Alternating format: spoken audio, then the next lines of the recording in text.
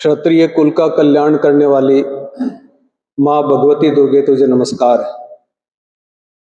क्षात्र धर्म संस्कृति व इतिहास के प्रतीक परम पूज्य केसरिया ध्वज को नमस्कार है। श्री क्षत्रिय युवक संघ के संस्थापक व मेरे जीवन के संबल एवं प्रेरक पूज्य तनसिंह जी को नमस्कार है और आप सभी लोगों को नमस्कार है जिनके हृदय में क्षत्रियत्व विराजमान है। आज का दिन क्षत्रिय युवक संघ का स्थापना दिवस और 80वां स्थापना दिवस, एक एक करके 80 वर्ष बीत गए, लेकिन 80 वर्ष तक और आने वाले शताब्दियों तक इस प्रकार के स्थापना दिवस मनाने का औचित्य क्या है? ऐसे स्थापना दिवस को मनाने के लिए क्या जरूरत पड़ गई और ऐसा क्या महत्व है आज के दिन का, जिससे हमको यहां पर उस समाज को इकट्ठा करके और हम जन्मदिन मना रहे हैं श्री क्षत्रिय युवक संघ का। समाज में रहते हुए, परिवार में रहते हुए हम जन्मदिन तो बहुत मनाते हैं। हम हमारे महापुरुषों का भी जन्मदिन मनाते हैं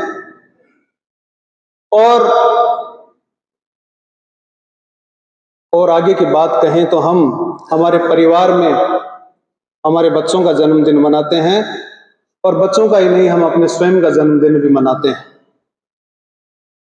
लेकिन कभी क्या जन्मदिन मनाते हुए हमने विचार किया कि जन्मदिन क्यों मनाया जा रहा है, इस दिवस को हम उत्सव के रूप में क्यों मना रहे हैं?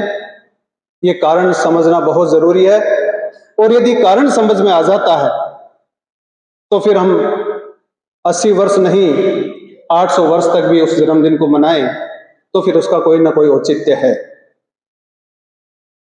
दशहरा का उत्सव हम मनाते हैं और दशहरा का उत्सव मनाने के पीछे उस राम जो हमारे पूर्वज हैं, उस आतताई को, जो एक आतंक का स्वरूप था रावण, उसको मारने के उपरांत आता है, इसलिए उसका हम जन्मदिन मनाते हैं। और जब वो अयोध्या आते हैं तो अयोध्या आने के खुशी में हम दीपोत्सव भी मनाते हैं। आज का दिन भी एक इसी प्रकार का पर्व है। आज का दिन क्षत्रिय युवक संघ के लिए एक पर्व का दिन है, एक उत्सव का दिन है और इसके पीछे एक क्षत्रिय युवक संघ की भूमिका भी है। अभी जैसा बताया कि दीपावली की रात 16 अक्टूबर 1944 को एक 20 वर्ष का युवक अपने एक छात्रावास के कमरे में बैठा है और सोच रहा है अपने समाज के बारे में। एक पीड़ा, एक वेदना उसके हृदय में उठ रही है युवक के कि जिस समाज में मुझे जन्म मिला है, जिस समाज की एक इस प्रकार की परंपरा रही है और वह परंपरा जो विश्व में विख्यात नहीं है, हर जगह विख्यात है, ऐसे उत्कर्ष पे पहुंचने वाली वो कौम आज उसकी क्या हालत हो रही है? क्या अभी हमने कभी इस प्रकार का चिंतन किया है? हाँ, हम चिंता तो जरूर करते हैं। हमें चिंता तो होती है जब भी 5 व्यक्ति बैठते हैं, जब भी 15 व्यक्ति बैठते हैं, जब भी हम समूह में बैठते हैं, तो इस प्रकार की चिंता जरूर होती है कि हमारा समाज कहां जा रहा है, हमारा सामाजिक पतन हो रहा है, हमारा आर्थिक पतन हो रहा है, हमारा मानसिक पतन हो रहा है, हमारा चारित्रिक पतन हो रहा है, हमारा राजनीतिक पतन हो रहा है। इस पर चिंता करते हैं और वो चिंता करके और फिर वहां से उठते हैं और झाड़ते हुए अपने परिवार के पास पहुंच जाते हैं, घर पे पहुंच जाते हैं और अपने परिवार की चिंता करने लग जाते हैं। मेरे परिवार में मेरा पुत्र किस प्रकार से ये पढ़ेगा, किस प्रकार से ये बड़ा बनेगा, किस प्रकार से प्रशासनिक सेवाओं में जाएगा, किस प्रकार से ये पैसा कमाएगा, किस प्रकार से मैं मकान बनाऊंगा, किस प्रकार से मैं कार खरीदूंगा, अन्य अन्य इस प्रकार की बातें करके हम सोच के उस चिंता को करके, जो चिंता हमने उस समाज के बारे में सोचना प्रारंभ किया था, वो चिंता करके हम घर के परिवार तक आ जाते हैं। तनसिंह जी को भी चिंता थी, लेकिन चिंता नहीं थी, उस चिंता के पीछे उनका चिंतन था। और जैसा मैं बता रहा था कि 1944 की वो रात्रि 16 अक्टूबर की दीपावली की, तनसिंह जी कमरे में बैठे हैं और पूरे संसार में, पूरे समाज में, पूरे उस पिलानी क्षेत्र में दीपावली की रात को हम सब लोग जानते हैं किस प्रकार की खुशियां मनाते हैं, किस प्रकार का पूजन हम करते हैं, किस प्रकार के कपड़े हम पहनते हैं, किस प्रकार से मिठाइयों का आदान प्रदान हम करते हैं, हम सब लोग भली भांति से जानते हैं। और उस दिन किसी को किसी भी प्रकार की कोई चिंता नहीं रहती, न कोई पारिवारिक चिंता रहती है, न कोई सामाजिक चिंता रहती है, न किसी अन्य कोई चिंता रहती है। हम खुशियों में उस प्रकार डूबे हुए रहते हैं। लेकिन पूज्य तनसिंह जी, जिनके हृदय में इस प्रकार की सामाजिक पीड़ा जागती है, जिनके हृदय में एक वेदना जागृत होती है, वो सोने नहीं देती है, वो चैन से बैठने नहीं देती है, वो काम कराने देती है कि मुझे क्या करना चाहिए। और इसी प्रकार उस कमरे में बैठे बैठे तनसिंह जी सोच रहे हैं कि ये मेरा समाज कहाँ जा रहा है, मेरा ये समाज जो आज पतन की राह में चल पड़ा है, वो कहाँ जाएगा। और इस पतन के गहरे गड्ढे में गिरने को उद्यत है, जिससे वापस निकलना बड़ा असंभव है। ऐसी पीड़ा, ऐसा संदेश, ऐसा विचार, ऐसा चिंतन मुझे तनसिंह जी के मन में आया और उन्होंने चिंतन किया, चिंतन करके चिंता करके छोड़ नहीं दिया। मुझे क्या करना चाहिए कि यह जो आज लाइटें जल रही है, खुशियां मनाई जा रही है, मिठाइयां बांटी जा रही है, इससे मेरे समाज में किसी प्रकार की रोशन हो सकता है, मेरे समाज में इस प्रकार की मिठाइयां बांटने से कोई नया संदेश दे आ सकता है। और अंदर से उत्तर आता है कि नहीं, इस प्रकार का कोई चिंतन, इस प्रकार का कोई खुशियां नहीं दे सकती जो वास्तविक खुशियां हैं। तो फिर वो वास्तविक खुशियां हैं क्या? तो फिर उन वास्तविक खुशियों को मैं वापस ला कैसे सकता हूं? और यही चिंतन, पूरी रात उन्होंने चिंतन किया और उसी चिंतन के फलस्वरूप निकल कर आया श्री क्षत्रिय युवक संघ कि मेरे समाज को मैं एकत्रित करूंगा, मैं इसका संगठन बनाऊंगा और मेरे पूर्वजों ने जो परंपराएं बनाई है, मेरे पूर्वजों ने जिस स्तर पर ऊंचा उठकर हमको नाम दिया है, वहां तक वापस मैं पहुंचने का प्रयास करूंगा। पहुंचूं या नहीं पहुंचूं, लेकिन वापस इस गर्त में गिरने का जो रास्ता है, इस रास्ते को बंद करूंगा। इस रास्ते को बंद किस प्रकार से किया जाता है, उसका भी विचार विमर्श चला। लगभग 2 वर्ष बाद 22 दिसंबर 1946 को आज का जो क्षत्रिय योग संघ है, जो इसका सुसंस्कृत रूप है, इस सुसंस्कृत रूप को तनसिंह जी ने निर्माण किया। हम यूं कहें कि हमारी कौम, हमारी जो जाति मां है, इस मां के गर्भ में श्री क्षत्रिय योग संघ ने गर्भ की स्थापना की और उस गर्भ से उत्पन्न हुआ श्री क्षत्रिय योग संघ 22 दिसंबर 1946 को। और उस 22 दिसंबर 1946 के बाद में जैसे हमने बात की कि क्या होना चाहिए, कोई एक बार में तनसिंह जी के इस प्रकार के मन में विचार नहीं आ गया था कि क्या होना चाहिए, उसका उत्कृष्ट रूप क्या होना चाहिए। इसके लिए बराबर उन्होंने चिंतन किया, बराबर उन्होंने उसके लिए विश्लेषण किया, बराबर इसके लिए उन्होंने कर्म किया, बराबर उन्होंने इसके लिए पुरुषार्थ किया और उस पुरुषार्थ के फलस्वरूप आज का क्षत्रिय योग संघ है वो हमें प्राप्त हुआ। तनसिंह जी ने जब क्षत्रिय योग संघ को प्रारंभ किया तब ये नहीं था कि हम में से अनेक लोग, अधिकतर लोग उस समय जन्मे भी नहीं होंगे। और तनसिंह जी ने जब क्षत्रिय योग संघ की स्थापना की, उस समय भी जो बहुत लोग थे वो भी क्षत्रिय योग संघ को नहीं जानते थे। बहुत कम लोग थे जिन्होंने तनसिंह जी के साथ में इस क्षत्रिय योग संघ में कंधे से कंधा मिलाकर काम करना प्रारंभ किया। और ये सामान्य बात है, सारे के सारे लोग नहीं आते, सभी के सभी लोग आज भी यहां नहीं आए हैं। ये कभी नहीं होता है, क्योंकि हर व्यक्ति का दृष्टिकोण अलग अलग होता है। किसी भी विचार के लिए, किसी भी बात के लिए, किसी भी संस्था के लिए हर व्यक्ति का दृष्टिकोण है वो अलग अलग होगा। और उसी दृष्टिकोण के कारण समर्थक भी होते हैं और विरोधी भी होते हैं। लेकिन जो विरोधी को देखकर, जो विरोध को देखकर रुक जाता है, वो अपना काम नहीं कर पाता है, वो समाज में आगे नहीं बढ़ पाता है। समाज में यदि हमको आगे बढ़ना है तो उसको नजरअंदाज करना पड़ेगा, उस विरोध को नजरअंदाज करना पड़ेगा। जो विरोधी हैं उनसे कोई किसी प्रकार का विरोध का सामना करने की आवश्यकता नहीं है। मैं मेरा कर्म करूं, मैं आगे बढ़ता जाऊं, मुझे किसी की लकीर को मिटाने की आवश्यकता नहीं है।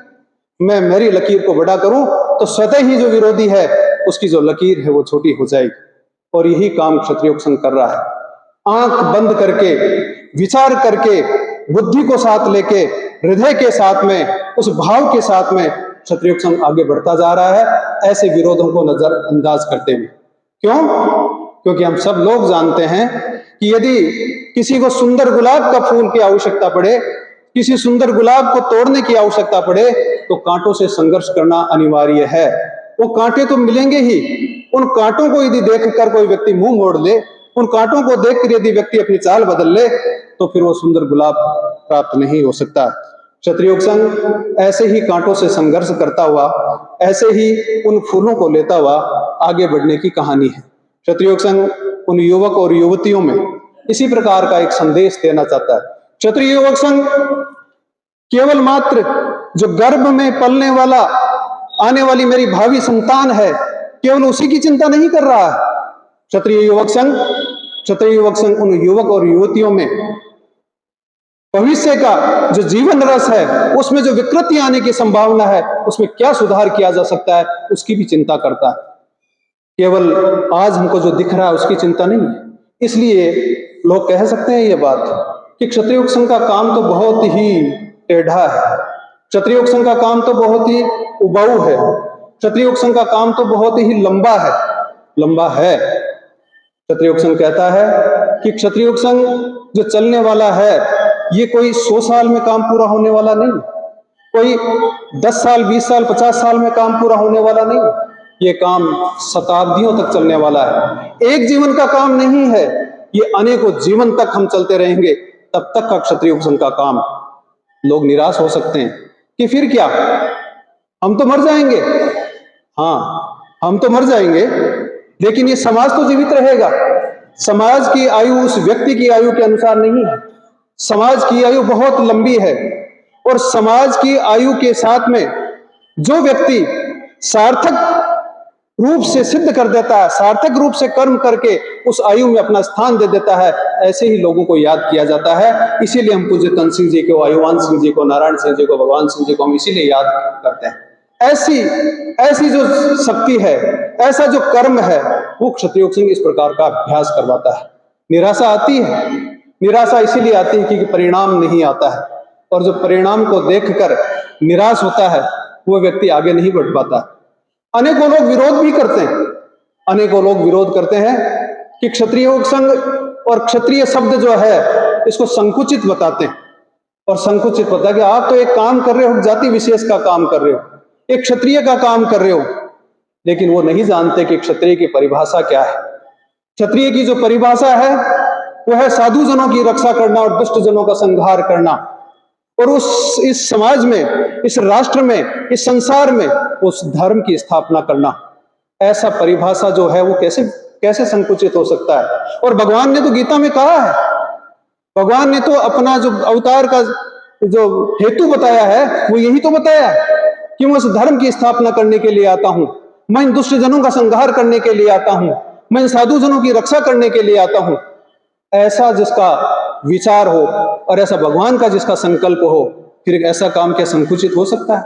ये संकुचितता तभी दिखाई देती है कि जब हमने मान लिया कि हम क्षत्रिय को बहुत छोटी चीज मान ली, उसे एक जाति विशेष में मान लिया, उसको एक जाति का काम मान लिया। क्षत्रिय का काम जाति का नहीं है। इसीलिए क्षत्रिय युवक संघ आज बढ़ता जा रहा है। इसकी जरूरत है, इस संसार को जरूरत है, क्योंकि अभी जो बताया कि संघ का जो अर्थ बताया गया, वो संघ का अर्थ है कि इस कलयुग में संगठन की आवश्यकता है, और उस संगठन का भी प्रयास क्षत्रिय संघ कर रहा है। ऐसे क्षत्रिय संघ की बात है वो पूज्य तन सिंह जी की ही कल्पना है, पूज्य तन सिंह जी का ही चिंतन है, और उन्होंने ये चिंतन किया कि किसी भी वस्तु की यदि उपयोगिता समाप्त हो जाती है तो फिर वो नष्ट हो जाती है। ये तय है ये हम सब लोग भली भांति जानते हैं, पढ़े लिखे लोग हैं, और जिसकी उपयोगिता समाप्त हो गई, चाहे कोई वस्तु हो और चाहे सजीव चीज हो, कोई चाहे निर्जीव चीज हो, वो समाप्त हो जाएगी। मेरे हाथ में ये माइक है और इस माइक ये मैं बोल रहा हूं और इससे इस पे स्पीकर में आवाज आना बंद कर हो जाए तो क्या फिर भी मैं इसको मुंह पे लगा के बोलूंगा? नहीं बोल पाऊंगा, क्योंकि ये इसकी उपयोगिता समाप्त हो गई है। और हमारे साथ भी ऐसा ही हुआ, वो उपयोगिता हमारी नष्ट हो गई, क्षत्रिय के रूप में हमारी सब उपयोगिता नष्ट हो गई। हम राजपूत हो सकते हैं, राजपूत के घर में हमको जन्म मिला है, ये तय है, लेकिन हम क्षत्रिय हों ये जरूरी नहीं है। क्षत्रिय योग संघ उस राजपूत को क्षत्रिय बनाने का काम कर रहा है। ये कोई सरल काम नहीं है, ये बहुत टेढ़ा काम है। उस उपयोगिता को सिद्ध करने के लिए, उस उपयोगिता को बनाने के लिए, हमारी उस परंपराओं को वापस बनाने के लिए क्षत्रिय योग संघ लगातार 80 वर्ष से ये प्रयास कर रहा है। अनेकों काम है, हम भी जो क्षत्रिय योग संघ के जो लोग हैं इस काम कर रहे हैं, वो सामान्य लोग हैं, वो कोई उत्कृष्ट लोग नहीं है, वो कोई पैसे वाले लोग नहीं है, बहुत कोई बुद्धिमान लोग नहीं है, लेकिन एक कर्मशीलता जो क्षत्रिय योग संघ ने दी है, जो अभ्यास करवाता है क्षत्रिय योग संघ, उसका उन संस्कारों को लेकर क्षत्रिय योग संघ इस समाज में आगे बढ़ रहा है। इस समाज को मां के रूप में दर्जा देकर और इसकी सेवा करने का प्रयास कर रहा है, और जो मां के रूप में उसको दर्जा देकर और फिर सेवा करने का जो प्रयास करेगा वो हमेशा आगे निरंतर आगे बढ़ेगा। उसमें किसी भी प्रकार की बाधाएं आएंगी बाधाएं, अभी हमने सुना कि बाधाएं तो आएंगी। कोई आज तक इस प्रकार का काम नहीं हुआ, हम हमारे निजी जीवन में हम झांक कर देख ले कि किसी न किसी प्रकार की कोई बाधा आई है, और नहीं आई है ऐसा कोई नहीं कह सकता, बाधा आती है। लेकिन हम ये भी विचार कर लें किसी प्रकार की बाधा आई है तो बाधा का अंत भी हुआ है, ये हम सब लोग ये विशेष रूप से हम सोच सकते हैं। लेकिन फिर हम ये मान लें कि बाधा चली गई है तो फिर बाधा नहीं आने वाली है, ये बाधा फिर आने वाली है, बाधा आएगी, क्योंकि संसार का नियम है, संसार के साथ में ये हमेशा चलेगा। इसलिए क्षत्रिय योग संघ उस वेद वाक्य को कि सामर्थ्यवान बनने के लिए वो कार्य कर रहा है कि उठो, जागो और देखो कि आपकी इस संसार में आवश्यकता कहां है, और यदि आवश्यकता कहीं समझ में आ जाती है, आवश्यकता कहीं दिख जाती है, तो उसके लिए अपने आप को समर्पित करके अपने आप का सामर्थ्य कर लो। और यदि ये हो कि मैं उस कार्य को नहीं कर पाऊंगा, मैं वहां तक नहीं पहुंच पाऊंगा, तो उस सामर्थ्य को पैदा करने के लिए अपना संकल्प बनाओ, उसके लिए लग जाओ। ये क्षत्रिय योग संघ का जो वेद वाक्य है, इस पर चलता है, और इसी के आधार पर क्षत्रिय योग संघ लगातार चलता जा रहा है। आज 80 वर्ष हो गए, और 80 वर्षवें स्थापना दिवस पर हम सब लोग एक संकल्प लें, और वो संकल्प यही है, क्योंकि अभी हमें बताया गया कि श्री क्षत्रिय योग संघ ईश्वरीय कार्य है। वो ईश्वरीय कार्य क्यों है? वो ईश्वरीय कार्य इसीलिए है कि भगवान ने गीता में कहा है कि शौर्यम तेजो धृतिर्दाक्षम युद्धे चापे पलायनम दानम ईश्वर भावस्य क्षात्रम कर्म स्वभाव। ये जो 7 गुण हैं वो ईश्वर के भी स्वभाव है, और वो अगर क्षत्रिय के स्वभाव बन जाता है तो वो अपने आप में स्वतः ही वो ईश्वर बन जाता है। इसीलिए परित्राणाय साधूनाम विनाशाय जो दुष्कृताम कर सकता है, या तो वो ईश्वर कर सकता है ये काम, और ये क्षत्रिय को इस प्रकार की दायित्व दिया है। तो क्षत्रिय योग संघ उस दायित्व का नाम है कि जो दायित्व हमें दिया है, जिस धर्म में भगवान ने हमको जन्म दिया है, जिस कुल में भगवान ने हमको जन्म दिया है, उस कुल के ये जो उत्तरदायित्व है, जो दायित्व है, उस दायित्व को निभाते हुए हम आगे बढ़ते चलें, और भगवान के उस संकल्प को हम हमेशा पूरा करने का प्रयास करें। यही वास्तव में क्षात्र धर्म है, यही वास्तव में क्षत्रियत्व है। इसी क्षात्र धर्म का पालन करते हुए हम उस शौर्य का निर्माण करें, जिस शौर्य के कारण, जिस धैर्य के कारण हम अपने आप को बढ़ाते हुए इस मानव सेवा में, इस राष्ट्र सेवा में, इस समाज सेवा में अपने आप को संलग्न कर दें। यही बात क्षत्रिय योग संघ कहना चाहता है। यही आज का हमारा दायित्व बोध हमारा जाग जाए। इसी दायित्व के साथ में जय संघ।